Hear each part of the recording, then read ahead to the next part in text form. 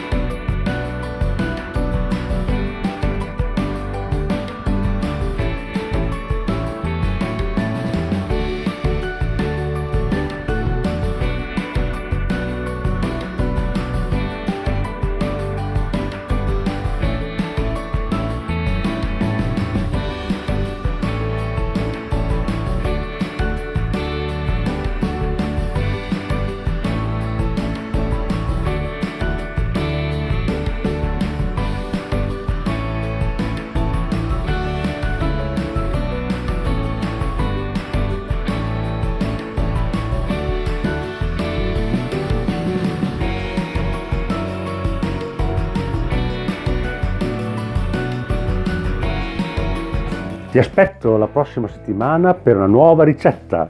Non dimenticarti di iscriverti. Ciao!